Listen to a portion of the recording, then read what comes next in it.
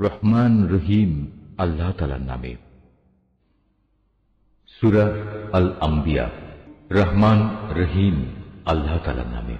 মানুষের হিসাব নিকাশের সময় কাছে এসে গেছে, অথচ তারা এখনো উদাসীনতার মাঝে নিমজ্জিত হয়ে সত্য বিমুখ হয়ে আছে।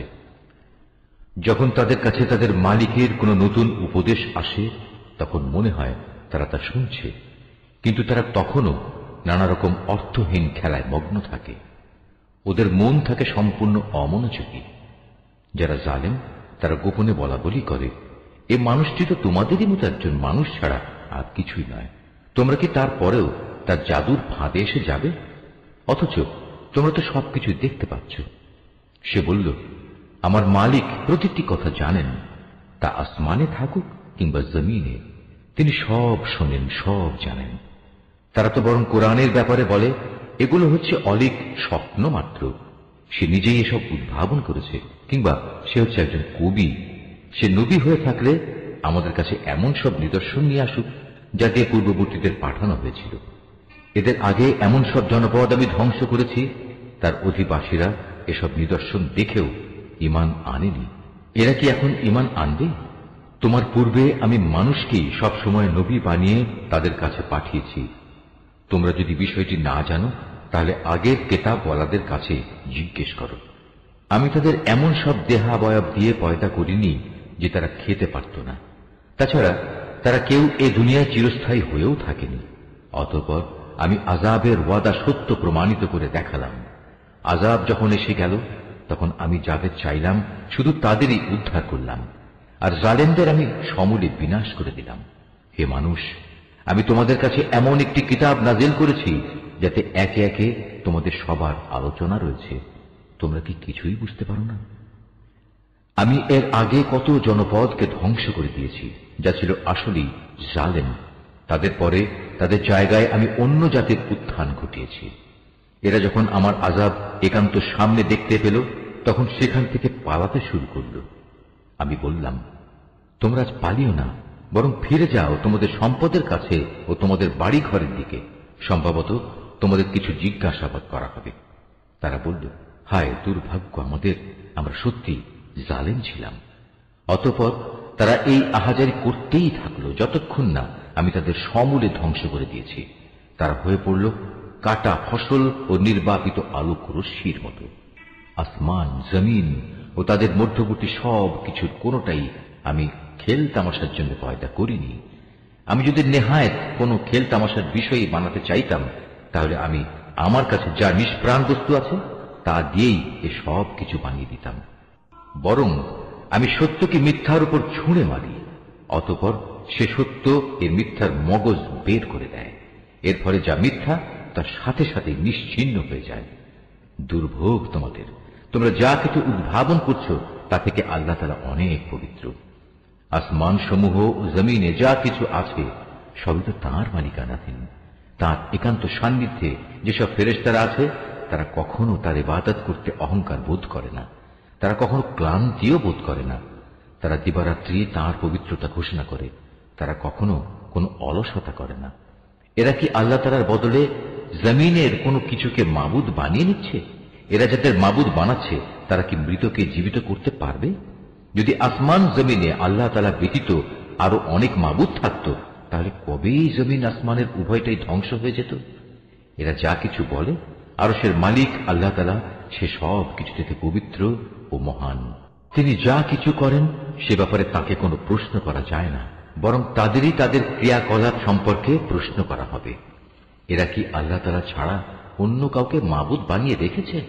হে নবী, তুমি বলো, তোমরা দলিল প্রমাণ উপস্থিত করো।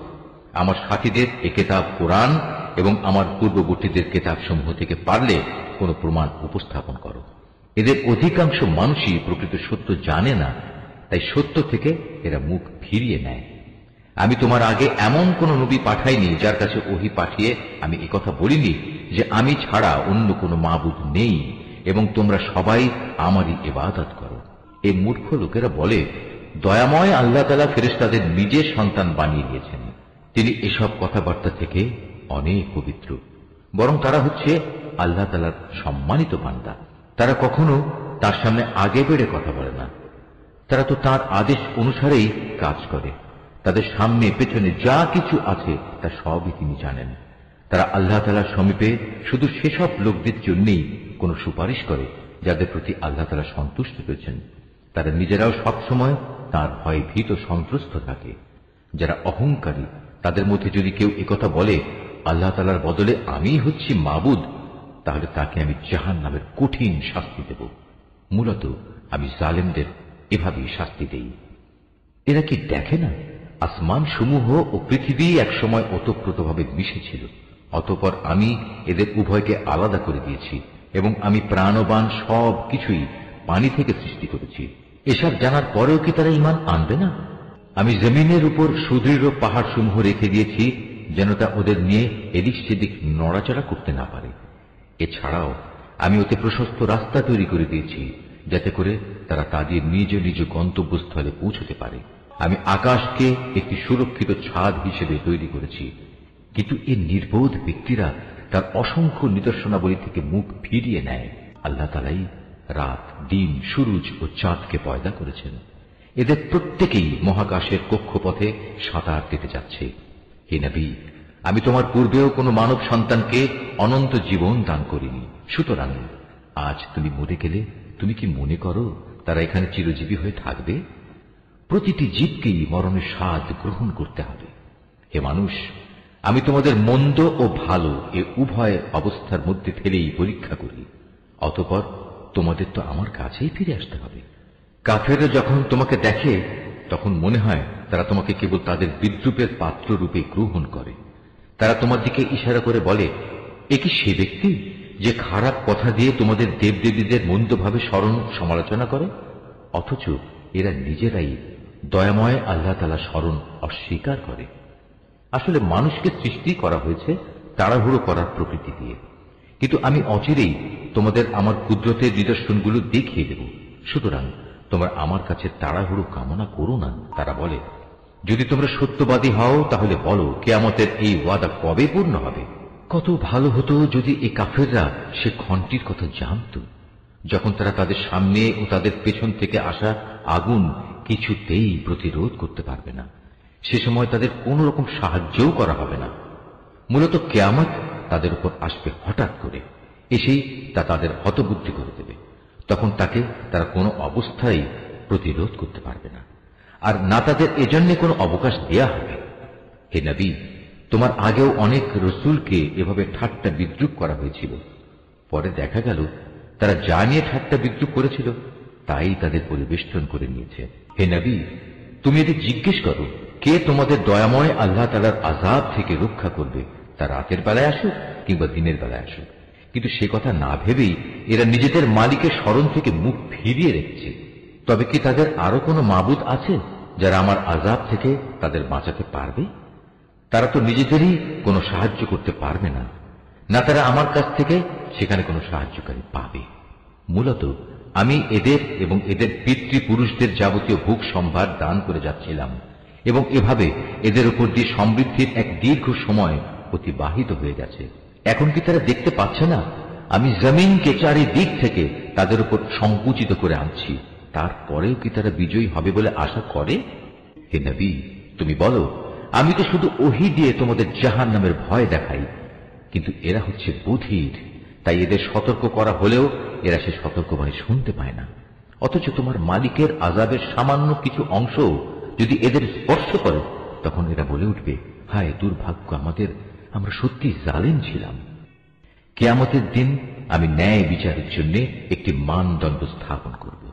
অতঃপর সেদিন কারো কোনো মানব সন্তানের উপরই কোন রকম জুলুম হবে না। যদি একটি শস্যদানা পরিমাণ কোনো আমলও তার কোথাও লুকিয়ে থাকে, হিসাবের পাল্লায় তা আমি যথার্থই এনে হাজির করব। হিসাব নেয়ার জন্য আমি যথেষ্ট। অবশ্য আমি মুসা ও হারুনকে ন্যায় অন্যায়ের ফয়সালাকারী একটি গ্রন্থ দিয়েছিলাম। পরহেজগার লোকদের জন্য দিয়েছিলাম আধারে চলার আলো ও জীবনে চলার উপদেশ। এটা তাদের জন্য যারা আল্লাহ তাআলাকে না দেখেও ভয় করে এবং তারা কিয়ামত সম্পর্কে ভীত সন্ত্রস্ত থাকে। আর এ হচ্ছে বরকতপূর্ণ উপদেশ। এ কোরআন আমি নাযিল করেছি, তোমরা কি এর অস্বীকারী হতে চাও? আমি আগে ইব্রাহিমকে ভালো মন্দ বিচারের জ্ঞান দান করেছিলাম এবং আমি সে সম্পর্কে সম্যক অবগত ছিলাম। যখন সে তার পিতা ও তার জাতির লোকদের বলল, এই নিষ্প্রাণ মূর্তিগুলো আসলে কি, যার ইবাদতের জন্য তোমরা শক্ত হয়ে বসে আছো? তারা বলল, আমরা আমাদের পিতৃপুরুষদের এগুলোর ইবাদত করতে দেখেছি, এর চাইতে বেশি কিছু আমরা জানি না। সে বলল, এগুলোর পূজা করে তোমরা নিজেরা যেমন আজ সুস্পষ্ট গুমরাহিতে নিমজ্জিত হচ্ছ, তেমনি তোমাদের পূর্বপুরুষরাও গুমরাহিতে নিমজ্জিত ছিল। তারা বলল, তুমি কি আসলেই আমাদের কাছে কোনো সত্য নিয়ে এসেছো, না অযথাই আমাদের সাথে তামাশা করছো?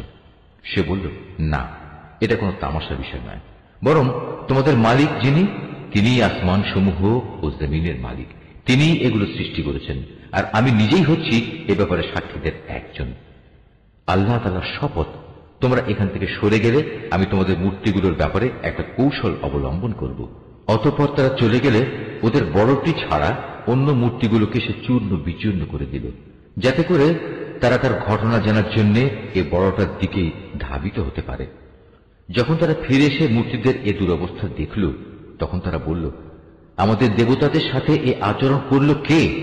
যেই করেছে নিঃসন্দেহে সে জালেমদেরই একজন। লোকেরা বলল, আমরা শুনেছি এক যুবক ওদের সমালোচনা করছিল। হ্যাঁ, সে যুবককে বলা হয় ইব্রাহিম।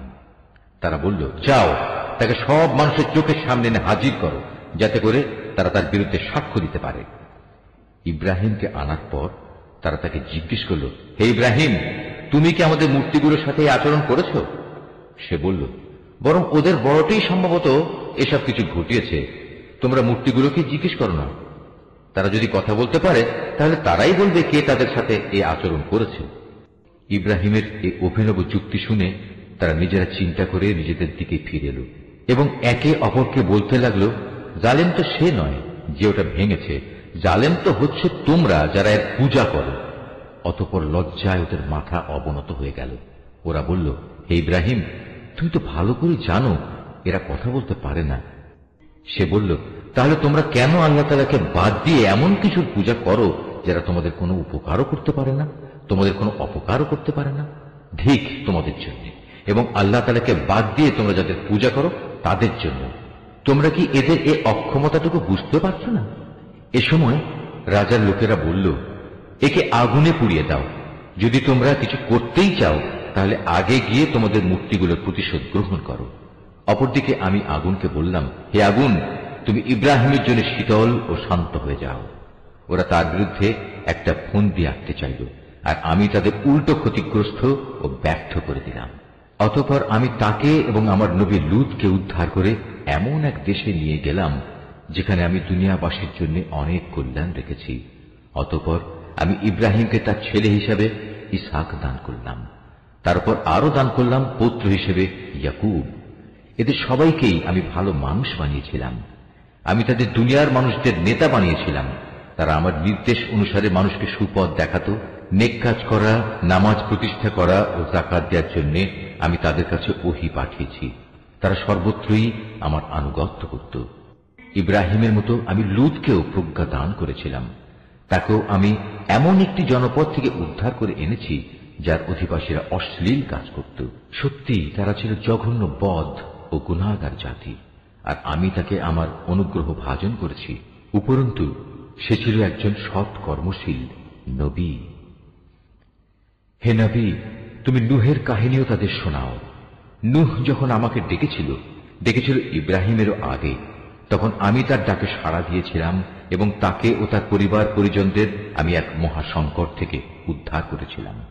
আমি তাকে এমন এক জাতির মোকাবেলায় সাহায্য করেছিলাম যারা আমার আয়াতসমূহ অস্বীকার করেছিল।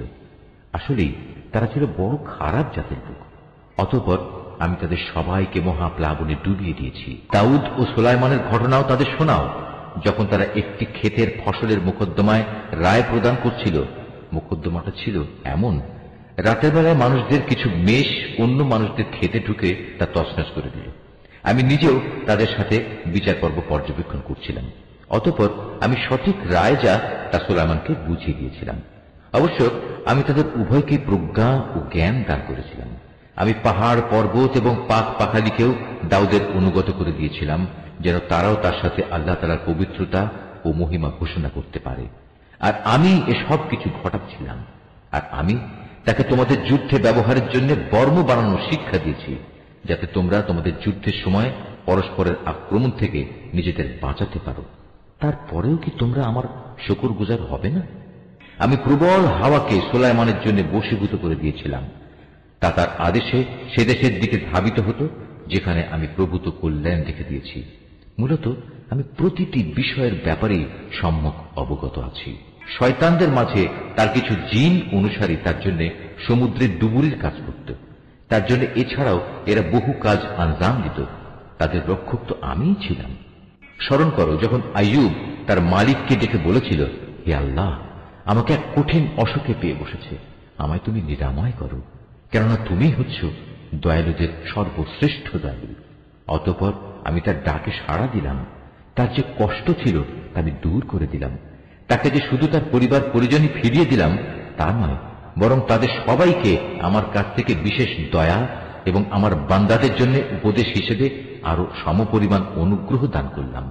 আরো স্মরণ করো ইসমাইল, ইদ্রিস ও জুলকিফলের কথা। এরা সবাই আমার ধৈর্যশীল বান্দাদের অন্তর্ভুক্ত। আমি তাদের আমার রহমতের মধ্যে দাখিল করলাম, কেননা তারা ছিল নেককার মানুষদের দলভুক্ত। স্মরণ করো জুন্নুনের কথা, যখন সে রাগ করে নিজের লোকজনদের ছেড়ে বের হয়ে গিয়েছিল। সে মনে করেছিল আমি বুঝি তাকে ধরতে পারবো না। অতঃপর আমি যখন তাকে সত্যি সত্যি ধরে ফেললাম, তখন সে মাছের পেটের অন্ধকারে বসে আমাকে এই বলে ডাকল, হে আল্লাহ তাআলা, তুমি ব্যতীত কোনো মাবুদ নেই, তুমি পবিত্র, তুমি মহান। অবশ্যই আমি সীমা লঙ্ঘনকারীদের অন্তর্ভুক্ত হয়ে পড়েছি। অতঃপর আমি তার ডাকে সাড়া দিলাম এবং তাকে তার মানসিক দুশ্চিন্তা থেকে আমি উদ্ধার করলাম। আর এভাবেই আমি আমার মোমেন বান্দাদের সব সময় উদ্ধার করি। আরো স্মরণ করো জাকারিয়ার কথা, যখন সে তার মালিককে ডেকে বলেছিল, হে আমার মালিক, তুমি আমাকে একা নিঃসন্তান করে রেখে দিও না, তুমি হচ্ছে উৎকৃষ্ট মালিকানার অধিকারী। অতঃপর আমি তার জন্য সাড়া দিয়েছিলাম, তাকে দান করেছিলাম নেক সন্তান ইয়াহিয়া, এবং তার মনের আশা পূরণের জন্য আমি তার স্ত্রীকে বন্ধাত্ব মুক্ত করে সম্পূর্ণ সুস্থ সন্তান ধারণ উপযোগী করে দিয়েছিলাম। আসলে এই লোকগুলো হামেশাই সৎ কাজে একে অন্যের সাথে প্রতিযোগিতা করত। তারা আমাকে আশা ও ভীতির সাথে ডাকত। তারা সবাই ছিল আমার অনুগত বান্দা। স্মরণ করো সেই পুণ্যবতী নারীকে যে নিজ সতীত্ব রক্ষা করেছিল। অতঃপর তার মধ্যে আমি আমার পক্ষ থেকে এক বিশেষ সম্মানী আত্মা ফুঁকে দিলাম। এভাবে আমি তাকে এবং তার পুত্রকে দুনিয়াবাসীর জন্য এক নিদর্শন বানিয়ে দিয়েছিলাম। যাদের কথা আমি বললাম, এ হচ্ছে তোমাদেরই স্বজাতি। এরা সবাই একই জাতি, আর আমি তোমাদের সবার মালিক। অতএব তোমরা আমারই গোলামি করো। কিন্তু পরবর্তী সময় তারা নিজেদের মধ্যে মতবিরোধ করে নিজেদের দ্বীনের বিষয় টুকরো টুকরো করে ফেলল। অথচ এদের সবার জানা উচিত, এরা আজ যত মতবিরোধী করুক না কেন, সর্বশেষে সবাইকে এক হয়ে আমার কাছেই ফিরে আসতে হবে। কোন ব্যক্তি যদি মোমেন অবস্থায় কোনো নেক কাজ করে, তাহলে তার সৎ পথে চলার এই প্রচেষ্টা কিছুতেই অস্বীকার করা হয় না, কেননা আমি তার জন্য তার প্রতিটি কাজই লিখে রাখি। এটা কখনো সম্ভব নয় যে যে জাতিকে আমি একবার ধ্বংস করে দিয়েছি তারা আবার তাদের ধ্বংস পূর্ব অবস্থায় ফিরে আসবে, যে পর্যন্ত না কিয়ামতের নিদর্শন ইয়াজুজ ও মাজুজকে ছেড়ে দেয়া হবে এবং ওরা প্রতিটি উচ্চভূমি থেকে পতঙ্গের মতো নিচের দিকে বেরিয়ে আসতে থাকবে, এবং কিয়ামতের ব্যাপারে আমার অমোঘ প্রতিশ্রুতি আসন্ন হয়ে আসবে। তা আসতে দেখে যারা এতদিন একে অস্বীকার করেছিল তাদের চক্ষু স্থির হয়ে যাবে। তারা বলবে, হায়, কতই না দুর্ভোগ আমাদের, আমরা এই দিনটি সম্পর্কেই উদাসীন ছিলাম, বরং আমরা সত্যিই ছিলাম বড় জালেম। তখন তাদের বলা হবে, তোমরা এবং তোমাদের সে সব কিছু যাদের তোমরা আল্লাহর বদলে মাবুদ বানাতে, সবাই জাহান্নামের ইন্ধন হবে। আজ তোমাদের সবাইকে সেখানে পৌঁছতে হবে।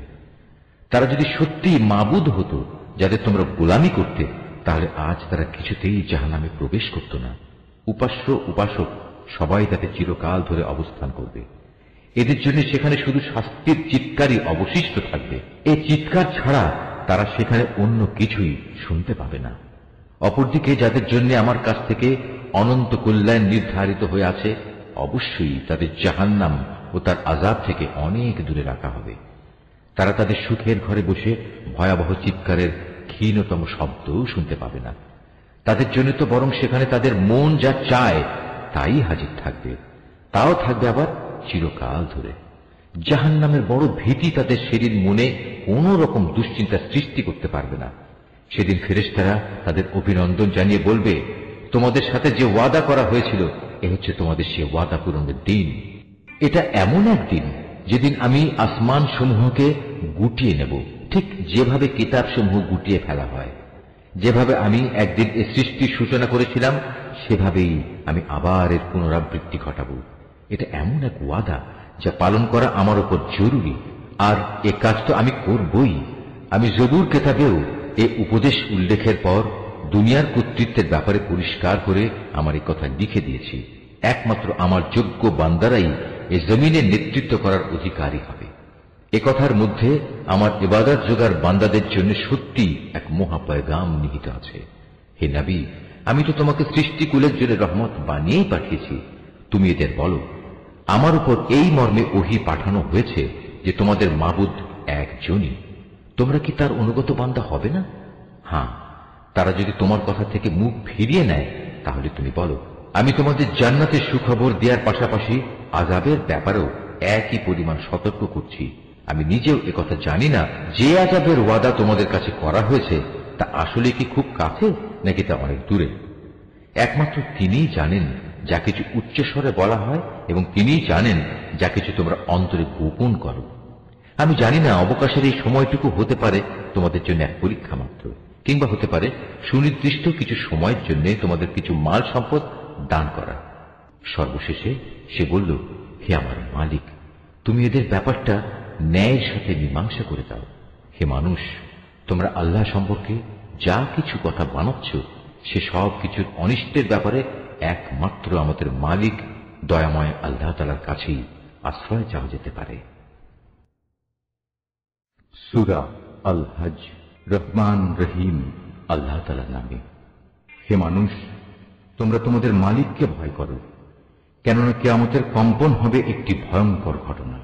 সেদিন তোমরা দেখবে বুকের দুধ খাওয়াচ্ছে এমন প্রতিটি নারী ভয়াবহ আতঙ্কে তার দুগ্ধপোষ্যকে ভুলে যাবে। প্রতিটি গর্ভবতী নারী তার গর্ভস্থিত সন্তানের বোঝা ফেলে দেবে। মানুষকে যখন তুমি দেখবে তখন তোমার মনে হবে তারা বুঝি কিছু নেশাগ্রস্ত মাতাল, কিন্তু তারা আসলে কেউই নেশাগ্রস্ত নয়, বরং এটা হচ্ছে এক ধরনের আযাব। আল্লাহ তাআলার আযাব অত্যন্ত ভয়াবহ। মানুষের মধ্যে কিছু মূর্খ লোক আছে যারা না জেনে না বুঝে আল্লাহ তাআলার শক্তি ক্ষমতা সম্পর্কে তর্ক বিতর্ক করে এবং সে প্রতিটি বিদ্রোহী শয়তানের আনুগত্য করে। অথচ তার উপর আল্লাহ তাআলার এ ফয়সালা তো হয়েই আছে যে যে কেউ তাকে বন্ধু হিসেবে গ্রহণ করবে সে নির্ঘাত গোমরা হয়ে যাবে, আর এই গোমরাহি তাকে জাহান্নামের প্রজ্বলিত আগুনের শাস্তির দিকে নিয়ে যাবে। হে মানুষ, পুনরুত্থান দিবস সম্পর্কে যদি তোমাদের মনে কোনো সন্দেহ থাকে তাহলে তোমরা আমার সৃষ্টি প্রক্রিয়া ভেবে দেখো। আমি তোমাদের প্রথমত মাটি থেকে, অতঃপর শুক্র থেকে, অতঃপর রক্তপিণ্ড থেকে, তারপর মাংসপিণ্ড থেকে পয়দা করেছি, যা আকৃতি বিশিষ্ট হয়ে সন্তানে পরিণত হয়েছে কিংবা আকৃতি বিশিষ্ট না হয়ে নষ্ট হয়ে গেছে, যেন আমি তোমাদের কাছে আমার সৃষ্টি কৌশল প্রকাশ করে দিতে পারি। অতঃপর আরো লক্ষ্য করো, আমি শুক্র বিন্দু সমূহের মাঝে যাকে পূর্ণ মানুষ বানাতে চাই তাকে জরায়ুতে একটি সুনির্দিষ্ট সময় পর্যন্ত অবস্থান করাই। অতঃপর আমি তোমাদের একটি শিশু হিসেবে সেখান থেকে বের করে আনি। অতঃপর তোমরা তোমাদের পূর্ণ যৌবনে পদার্পণ করো। তোমাদের মধ্যে কেউ বয়ঃপ্রাপ্তির আগেই মরে যায়, আবার তোমাদের অকর্মণ্য বৃদ্ধ বয়স পর্যন্ত পৌঁছে দেওয়া হয়, যেন অনেক কিছু জানার পরেও তার অবস্থা এমন হয় সে কিছুই বুঝি এখন আর জানে না। সৃষ্টি প্রক্রিয়ার আরেকটি দিক দেখো, শুষ্ক ভূমি। অতঃপর আমি যখন তার উপর আসমান থেকে পানি বর্ষণ করি তখন তা সরস ফলে ফুলে তাজা হয়ে ওঠে। অতঃপর তা সর্বপ্রকার নয়নাভিরাম উদ্ভিদ উদ্গত করে। এগুলো এজন্যই ঘটে, আল্লাহ তাআলা হচ্ছেন অমোঘ সত্য। তিনি মৃতকে জীবন দান করেন এবং সব কিছুর উপর তিনি একক ক্ষমতাবান। অবশ্যই কিয়ামত আসবে, তাতে বিন্দু মাত্র সন্দেহ নেই। যারা কবরে শুয়ে আছে আল্লাহ তাআলা অবশ্যই তাদের পুনরুত্থিত করবেন। তারপরেও মানুষদের মধ্যে এমন কিছু আছে যে ব্যক্তি কোন রকম জ্ঞান, পথনির্দেশ ও দীপ্তিমান কেতাব প্রদত্ত তথ্য ছাড়াই আল্লাহ তাআলার ব্যাপারে ধৃষ্টতাপূর্ণ বিতণ্ডা শুরু করে, যাতে মানুষদের আল্লাহর পথ থেকে গোমরাহ করে দিতে পারে। যে ব্যক্তি এমন করে তার জন্য দুনিয়াতে রয়েছে লাঞ্ছনা ও অপমান। শুধু তাই নয়, কিয়ামতের দিন আমি তাকে জাহান্নামের আগুনের কঠিন শাস্তিও আস্বাদন করাবো। আমি তাকে বলবো, এ হচ্ছে তোমার সেই কর্মফল যা তোমার হাত দুটো আগেই এখানে পাঠিয়ে দিয়েছে। আর আল্লাহ তাআলা নিজ বান্দাদের প্রতি কখনো এত বড় জালেম নন। মানুষের মধ্যে এমন কিছু আছে যে ইমানের একান্ত প্রান্ত সীমার উপর থেকে আল্লাহ তাআলার ইবাদত করে। যদি এতে তার কোনো পার্থিব উপকার হয় তাহলে সে ইমানের ব্যাপারে নিশ্চিত হয়ে যায়, কিন্তু যদি কোনো দুঃখ কষ্ট তাকে পেয়ে বসে তাহলে তার মুখ পুনরায় কুফরির দিকে ফিরে যায়। এভাবে সে দুনিয়াও হারায় এবং আখিরাতও হারায়। আর এটা হচ্ছে আসলেই এক সুস্পষ্ট ক্ষতি। এই নির্বোধ ব্যক্তিরা আল্লাহর বদলে এমন কিছুকে ডাকে যা তার কোনো অপকারও করতে পারে না, উপকারও করতে পারে না। এটা হচ্ছে এক চরমতম গোমরাহী। ওরা এমন কিছুকে ডাকে যার ক্ষতি তার উপকারের চেয়ে বেশি নিকটতর। কত নিকৃষ্ট এদের অভিভাবক, কত নিকৃষ্ট সে অভিভাবকের সহচর। পক্ষান্তরে যারা আল্লাহ তাআলার উপর ঈমান আনে এবং নেক কাজ করে, আল্লাহ তাআলা তাদের এমন এক জান্নাতে প্রবেশ করাবেন যার পাদদেশে সুপ্রিয় ঝর্ণাধারা প্রবাহিত হবে। অবশ্যই আল্লাহ তাআলা যা চান তাই করেন। যদি কেউ মনে করে আল্লাহ তাআলা যাকে নবুয়ত দিয়েছেন তাকে দুনিয়া ও আখিরাতে কোনো সাহায্যই করবেন না, তাহলে নিজের পরিতৃপ্তির জন্য সে যেন আসমান পর্যন্ত একটি রশি ঝুলিয়ে নেয়, অতঃপর আসমানে গিয়ে যেন ওহী আগমনের ধারা কেটে দিয়ে আসে। তারপর নিজেই যেন দেখে নেয় যে জিনিসের প্রতি তার এত আক্রোশ তার এই কৌশল তা দূর করতে পারে কিনা। এভাবেই সুস্পষ্ট নিদর্শনের মাধ্যমে আমি কোরআনটা নাজিল করেছি। আল্লাহ তাআলা যাকে চান সঠিক পথের হেদায়েত দান করেন। যারা আল্লাহর উপর ঈমান এনেছে, যারা ইহুদি হয়ে গেছে, যারা ছিল সাবী, যারা খ্রিস্টান ও অগ্নিপূজক, সর্বোপরি যারা আল্লাহর সাথে শিরক করেছে, কিয়ামতের দিন আল্লাহ তাআলা এদের সবার জান্নাত ও দোজখের ফয়সালা করে দেবেন। অবশ্যই আল্লাহ তাআলা প্রত্যেক বস্তুই পর্যবেক্ষণ করছেন। তুমি কি এ বিষয়টির প্রতি লক্ষ্য করনি? যত সৃষ্টি আসমান সমূহে আছে, যত আছে জমিনে, সব কিছুই আল্লাহ তাআলাকে সাজদা করছে। সাজদা করছে সূর্য, চন্দ্র, তারকারাজি, পর্বতসমূহ, বৃক্ষলতা, জমিনের উপর বিচরণশীল সব জীব জন্তু। সর্বোপরি মানুষের মধ্যেও অনেকে তাকে সাজদা করছে। এ মানুষদের অনেকের উপর নাফরমানির কারণে আল্লাহর আযাব অবধারিত হয়ে আছে। আসলে আল্লাহ তাআলা যাকে অপমানিত করেন তাকে সম্মান দেওয়ার কেউই থাকবে না। অবশ্যই আল্লাহ তাআলা তাই করেন যা তিনি ইরাদা করেন। এ হচ্ছে বিপরীতমুখী দুটো দল যারা নিজেদের মালিকের ব্যাপারে একে অন্যের সাথে বিতর্ক করল। অতঃপর এদের মধ্যে যারা আল্লাহ তাআলাকে অস্বীকার করে তাদের পরিধান করানোর জন্য আগুনের পোশাক কেটে রাখা হয়েছে। শুধু তাই নয়, তাদের মাথার উপর সেদিন প্রচন্ড গরম পানি ঢেলে দেওয়া হবে। তার ফলে যা কিছু তাদের পেটের ভেতর আছে তা সব এবং চামড়াগুলো গলে যাবে। তাদের শাস্তির জন্য সেখানে আরো থাকবে বড় বড় লোহার গদা। যখনই তারা দোজখের তীব্র যন্ত্রণায় অস্থির হয়ে তা থেকে বেরিয়ে আসতে চাইবে, তখনই তাদের পুনরায় ধাক্কা দিয়ে তাতে ঠেলে দেয়া হবে। বলা হবে, জ্বলনের প্রচন্ড যন্ত্রণা আজ তোমরা আস্বাদন করো। এরা ছিল বিতর্কের প্রথম দল যারা আল্লাহ তাআলাকে অস্বীকার করেছে। বিতর্কের দ্বিতীয় দল যারা আল্লাহ তাআলার উপর ঈমান এনেছে এবং নেক কাজ করেছে, আল্লাহ তাআলা অবশ্যই তাদের এমন এক জান্নাতে প্রবেশ করাবেন যার তলদেশে অমেয় ঝর্ণাধারা প্রবাহমান থাকবে, যেখানে তাদের সোনার কাঁকন ও মুক্তা দিয়ে বানানো মালা দ্বারা অলঙ্কৃত করা হবে। উপরন্তু সেখানে তাদের পোশাক হবে রেশমের। এসব পুরস্কার তাদের এ কারণেই দেয়া হবে যে দুনিয়ায় তাদের ভালো কথার দিকে হেদায়েত করা হয়েছিল এবং মহাপ্রশংসিত আল্লাহ তাআলার পথ তাদের দেখানো হয়েছিল এবং তারা যথাযথ তা মেনেও নিয়েছিল। যারা নিজেরা কুফরি করে এবং অন্যদেরও আল্লাহর পথে চলতে বাধা দেয় মানুষদের মসজিদুল হারামের তাওয়াফ ও জিয়ারত থেকে, যাকে আমি স্থানীয় অস্থানীয় নির্বিশেষে সব মানুষের জন্য একই রকম মর্যাদার স্থান বানিয়েছি, এমন লোকদের মনে রাখতে হবে যারা তাতে হারাম শরীফে ইচ্ছাপূর্বক দিন বিরোধী কাজ করবে। আমিও তাদের সবাইকে কঠিন আযাব আস্বাদন করাবো। হে নবী, স্মরণ করো যখন আমি ইব্রাহিমকে এ কাবা ঘর নির্মাণের জন্য স্থান ঠিক করে দিয়েছিলাম, তখন তাকে আদেশ দিয়েছিলাম, আমার সাথে অন্য কাউকে শরীক করো না, আমার এই ঘরকে তাদের জন্য পবিত্র রেখো, যারা এর তাওয়াফ করবে, যারা এখানে নামাজের জন্য দাঁড়াবে, রুকু করবে, সাজদা করবে।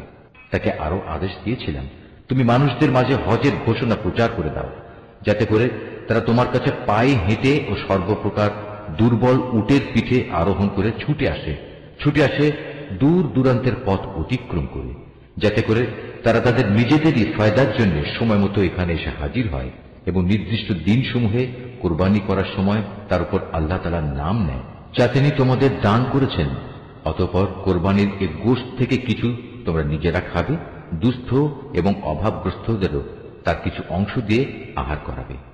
অতঃপর তারা যেন এখানে এসে তাদের যাবতীয় ময়লা কালিমা দূর করে, নিজেদের মানতসমূহ পুরা করে, বিশেষ করে এ প্রাচীন ঘরটির তাওয়াফ করে।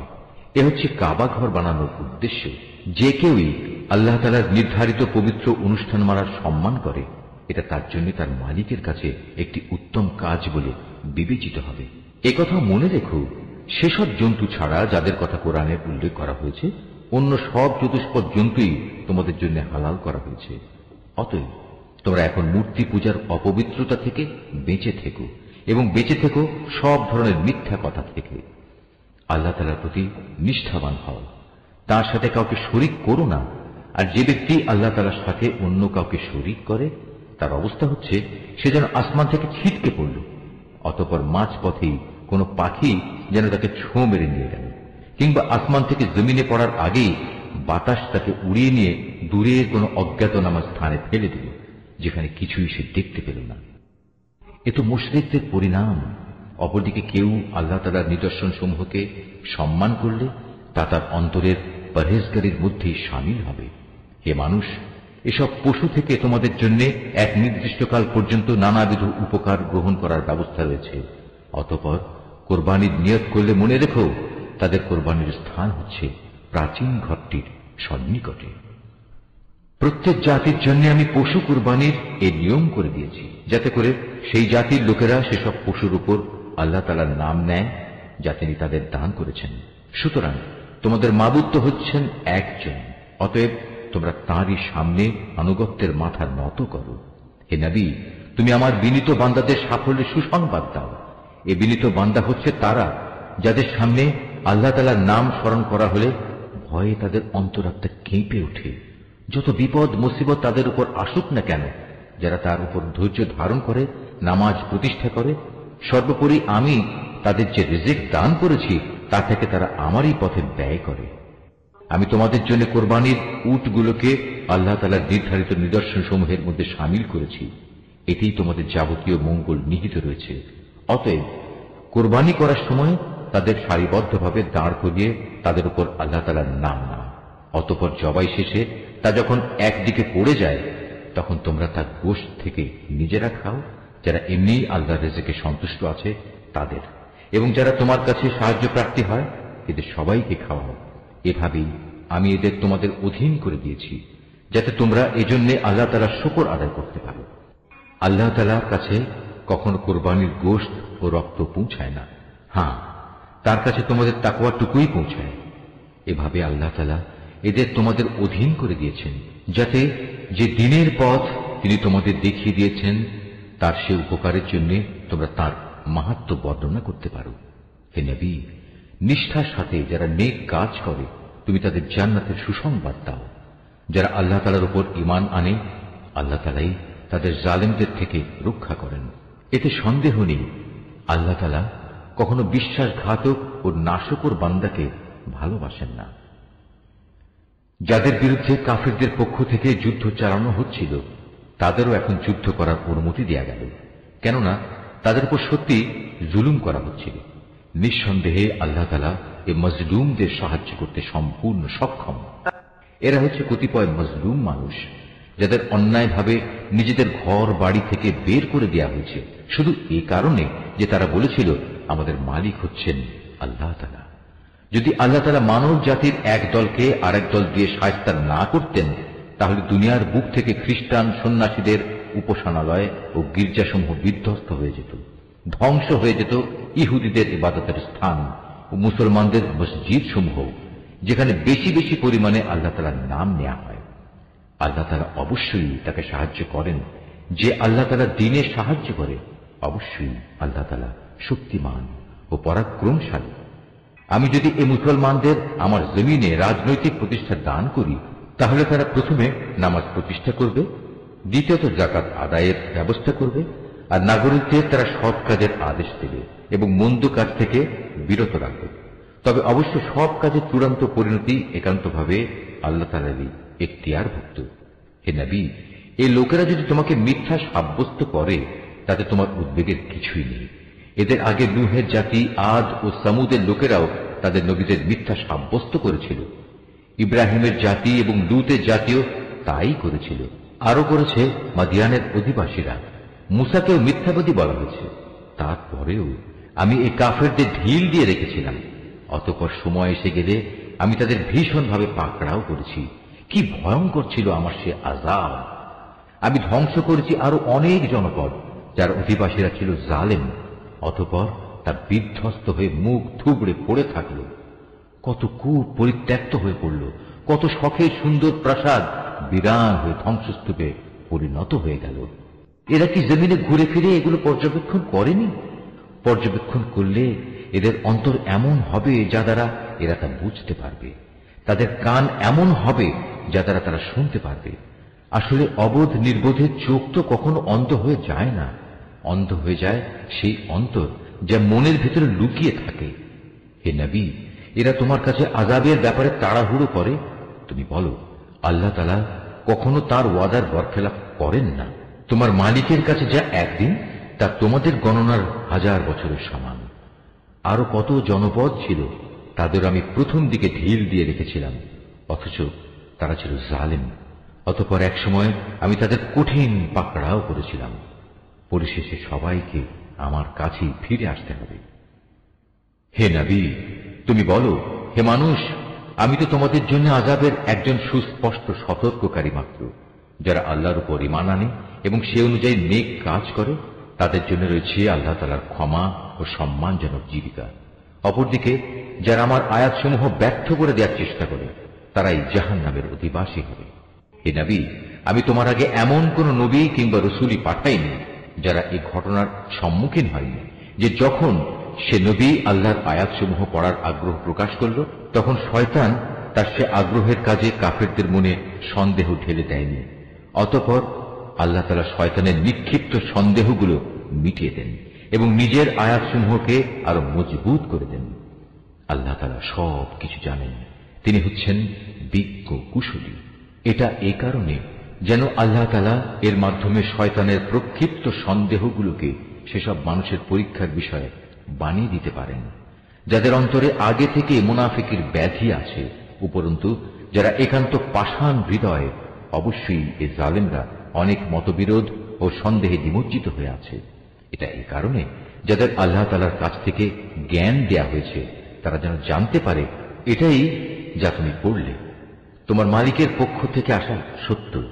অতঃপর তারা যেন তাতে পুরোপুরি ঈমান আনে এবং তাদের মন যেন সেদিকে আরো আকৃষ্ট হয়ে পড়ে। অবশ্যই আল্লাহ তাআলা ঈমানদারদের সঠিক পথে পরিচালিত করেন।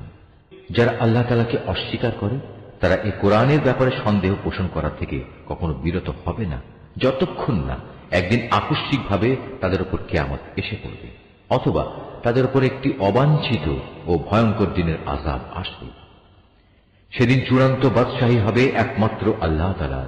তিনি তাদের সবার মাঝে ফয়সালা করবেন।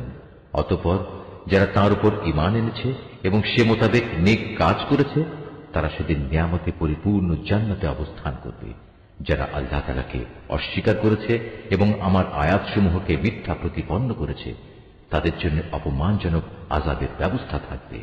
যারা আল্লাহ তাআলার পথে তাঁরই সন্তুষ্টির জন্য নিজেদের ভিটে মাটি ছেড়ে গেছে, পরে আল্লাহর পথে নিহত হয়েছে কিংবা এমনি মৃত্যুবরণ করেছে, অবশ্যই আল্লাহ তাআলা কিয়ামতের দিন তাদের উত্তম রিজিক দান করবেন। নিঃসন্দেহে আল্লাহ তাআলা হচ্ছেন সর্বোত্তম রিজিক দাতা।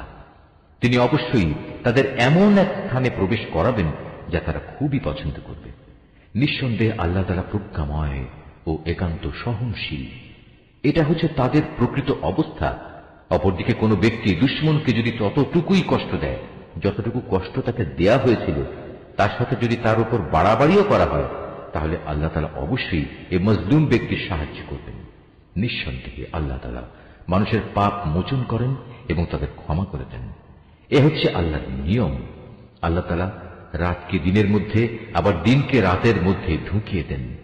অবশ্যই আল্লাহ তাআলা সবকিছু শোনেন, সবকিছুই দেখেন। এটা হচ্ছে আল্লাহর নিয়ম। আল্লাহ তাআলাই হচ্ছেন একমাত্র সত্য। প্রয়োজন পূরণের জন্য যাদের এরা আল্লাহ তাআলার বদলে ডাকে, তা সম্পূর্ণ বাতিল ও মিথ্যা, এবং আল্লাহ তাআলাই হচ্ছেন সমুচ্চ, তিনি হচ্ছেন মহান। তুমি কি তাকিয়ে দেখোনি আল্লাহ তাআলা কিভাবে আসমান থেকে পানি বর্ষণ করেন, অতঃপর এ পানি পেয়ে জমিন সবুজ শ্যামল হয়ে ওঠে? নিশ্চয়ই আল্লাহ তাআলা স্নেহপরায়ণ, তিনি তাদের যাবতীয় সূক্ষ্ম বিষয়ের খবর রাখেন। আসমান সমূহ ও জমিনে যেখানে যা কিছু আছে সবই তাঁর জন্য। আল্লাহ তাআলা হচ্ছেন সব ধরনের অভাব মুক্ত ও যাবতীয় প্রশংসার একমাত্র মালিক। তুমি কি দেখতে পাও না আল্লাহ তাআলা কিভাবে এই জমিনে যা কিছু আছে তাকে এবং সমুদ্রে বিচরণশীল জলযানকে নিজের আদেশক্রমে তোমাদের অধীন করে দিয়েছেন? তিনি আসমানকে ধরে রেখেছেন যাতে করে তা জমিনের উপর পড়ে না যায়, কিন্তু তার আদেশের সাথে যখন পড়ে যাবে সেটা হবে ভিন্ন কথা। অবশ্যই আল্লাহ তাআলা মানুষদের সাথে স্নেহপ্রবণ ও দয়াবান। তিনি তোমাদের জীবন দান করেছেন, অতঃপর তিনি তোমাদের মৃত্যু দেবেন, পুনরায় তিনি তোমাদের জীবন দান করবেন। মানুষ আসলেই অতিমাত্রায় অকৃতজ্ঞ, তারা সবাই ভুলে যায়। প্রত্যেক জাতির জন্যই আমি ইবাদতের কিছু আচার অনুষ্ঠান ঠিক করে দিয়েছি যা তারা পালন করে। অতএব এ ব্যাপারে তারা যেন অবশ্যই তোমার সাথে কোনো তর্ক না করে। মানুষদের তুমি তোমার মালিকের দিকে ডাকতে থাকো, অবশ্যই তুমি সঠিক পথের উপর রয়েছ। তারপরেও তারা যদি তোমার সাথে বাক বিতণ্ডা করে, তাহলে তুমি বলে দাও, তোমরা আমার সাথে যা কিছু করছো আল্লাহ তাআলা তা ভালো করেই জানেন। তোমরা যেসব বিষয় নিয়ে নিজেদের মধ্যে মতবিরোধ করছো, কিয়ামতের দিন আল্লাহ তাআলা তোমাদের মধ্যকার সেসব বিষয়ের চূড়ান্ত ফয়সালা করে দেবেন। তুমি কি জানো না আসমান ও জমিনে যা কিছু আছে আল্লাহ তাআলা তার সম্পর্কে সম্যক অবগত রয়েছেন। এর সবকিছু একটি কিতাবে সংরক্ষিত রয়েছে। এই সংরক্ষণ প্রক্রিয়াটা আল্লাহ তাআলার কাছে অত্যন্ত সহজ একটি কাজ। তারপরেও তারা আল্লাহ তাআলাকে বাদ দিয়ে এমন সব কিছুর গোলামি করে যার সমর্থনে আল্লাহ তাআলা কোনো দলিল প্রমাণ নাজিল করেননি, এবং যে ব্যাপারে তাদের নিজেদের কাছেও কোনো জ্ঞান নেই। বস্তুত সীমা লঙ্ঘনকারীদের জন্য কিয়ামতের দিন কোনোই সাহায্যকারী থাকবে না। হে নবী, যখন এদের সামনে আমার সুস্পষ্ট আয়াতসমূহ তেলাওয়াত করা হয়, তখন তুমি কাফিরদের চেহারায় তীব্র অসন্তোষ দেখতে পাবে। অবস্থা দেখে মনে হয় যারা তাদের সামনে আয়াত তেলাওয়াত করছে এরা বুঝি এখনই তাদের উপর হামলা করবে। হে নবী, তুমি এদের বলো, আমি কি তোমাদের এর চাইতে মন্দ কিছু সংবাদ দেব? তা হচ্ছে জাহান্নামের আগুন। আল্লাহ তাআলা যার ওয়াদা করেছেন তাদের সাথে যারা আল্লাহ তাআলাকে অস্বীকার করে, আবাসস্থল হিসেবে তা কত নিকৃষ্ট। হে মানুষ, তোমাদের জন্য এখানে একটি উদাহরণ পেশ করা হচ্ছে, কান পেতে তা শোনো। আল্লাহ তাআলা ছাড়া তোমরা যাদের ডাকো তারা তো কখনো ক্ষুদ্র একটি মাছও তৈরি করে দেখাতে পারবে না, যদি এ কাজের জন্য তারা সবাই একত্রিতও হয়। যদি সে মাছি তাদের কাছ থেকে কোনো কিছু ছিনিয়ে নিয়ে যায়, তবে তারা তার কাছ থেকে তা ছাড়িয়েও নিতে পারবে না। যাদের এতটুকু ক্ষমতা নেই, কত দুর্বল তারা যারা এদের কাছে সাহায্য প্রার্থনা করে। কত দুর্বল তারা যাদের কাছে এই সাহায্য চাওয়া হচ্ছে। এ মূর্খ ব্যক্তিরা আল্লাহ তাআলাকে কোনো মূল্যায়নই করতে পারেনি, ঠিক যেভাবে তার ক্ষমতার মূল্যায়ন করা উচিত ছিল। আল্লাহ তাআলা নিশ্চয়ই পরাক্রমশালী। আল্লাহ তাআলা তার ওহী বহন করার জন্য ফেরেশতাদের মধ্যে থেকে বাণীবাহক মনোনীত করেন। মানুষদের ভেতর থেকেও তিনি এটা করেন। অবশ্যই আল্লাহ তাআলা সবকিছু শুনেন ও সবকিছু দেখেন।